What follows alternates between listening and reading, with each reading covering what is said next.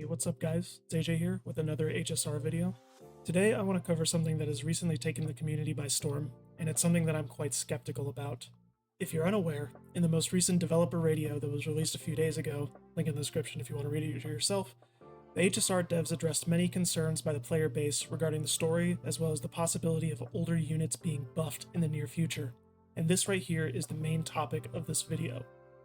This news has had a massively positive reaction from Reddit, Twitter, other gacha creators, and especially from people who happen to main these older units that have been power crept and struggle in the endgame. If you're familiar with the Hoyoverse games, you know that this is a big deal, especially because the last time they ever buffed a unit post-release was Zhongli several years ago in Genshin Impact, due to widespread community outcry. In HSR though, the only buffs that have been implemented over time have been through new relic sets and planar ornaments, but they have never directly upgraded kit mechanics, ability multipliers, or eidolons post-release. And this has always been a harsh criticism with all of the Hoyo games. They'll release a new broken unit, power creep the things that came before it, the new unit will crush the endgame, and then a month later a new unit will come out, your favorite unit will start to fall off in the endgame, and eventually they're just left to gather dust as they are benched, and the newly released characters do more damage, have better capabilities from like a support standpoint, and so on. Many other gachas in the space have had different workarounds to problems like this, and have their own methods of rebalancing and redesigning units. I'm only going to speak from my own experience here. Before the Hoyoverse games, two gachas that I was heavily invested in previously were Dragon Ball Z Dokkan Battle and Bleach Brave Souls. And for context, I played Dokkan from launch up to the 8th anniversary, and Brave Souls from launch to the 7th anniversary. In both of these games, there are systems in place to strengthen older units.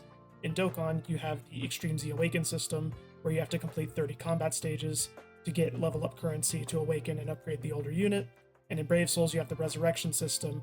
While it's not the same as the Easy A system in Dokkan, the end result is similar enough. In both systems, you get a stronger unit at the end of it.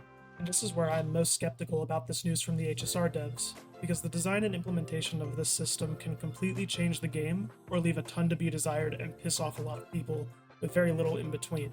The reason I have this view is mainly due to the rampant discussions of power creep and kit design. While I think it could certainly be a positive to bring older characters back into relevancy, at the end of the day, it all comes down to the design and implementation of these buffs that they're talking about. If you aren't caught up with the main story in 3.0, I won't spoil any plot details, but there is a part where you get to use a team with an AoE-centric Silverwolf who can support and buff your teammates.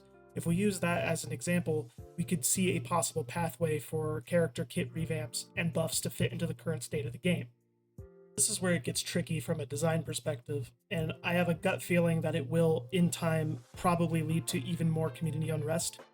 If Hoyoverse decided to just do a simple band-aid solution and just increase the ability multipliers without making sweeping changes to the older kit designs, it will be viewed as lazy, unimaginative, and there will be a lot of people who will create content and rage about it and probably quit.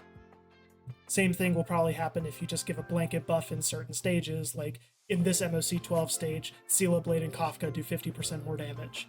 That's just not even remotely interesting, and it's bare bones and boring. If Hoyoverse does make sweeping changes to older units in a Zhongli type fashion, I feel the benefit will still only be a short-term gain, and this is mainly due to the turn-based gameplay. I want to bring this up specifically because power creep has always been present in turn-based games, whether it's a card game or an RPG.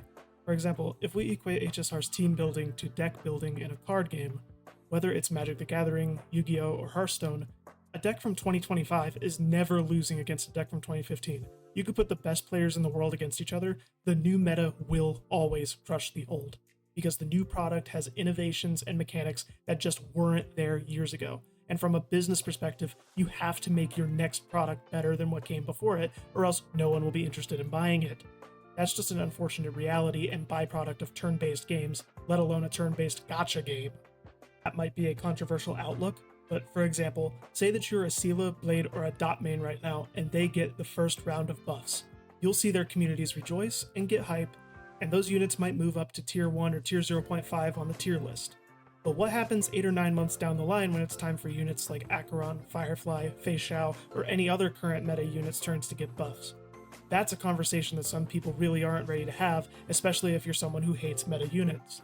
It'll just be the same power creep discussions and community paranoia, just starting over from the beginning with the 1.0 units again.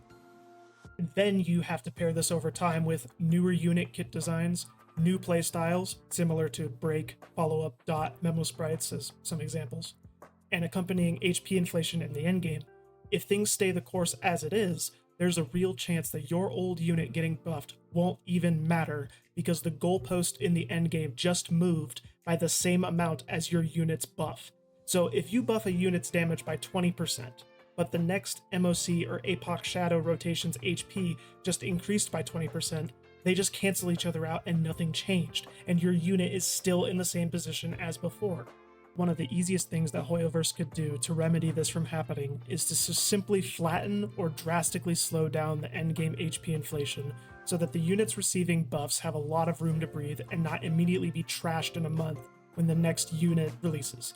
While buffs don't necessarily have to cause reverse power creep like I mentioned earlier, they just need to be strong enough to be reasonably competitive in endgame for those who want to use them comfortably and not regret pulling or spending money for them. But this would also require Hoyo to significantly nerf the endgame, and that might affect their bottom line when it comes to inventing a problem and selling a solution with the new broken units. Don't think it's the end of the world if, say, the Herda can zero cycle the current MOC 12, and a buffed version of Jingliu would be able to 1 or 2 cycle the same side with their respective teams.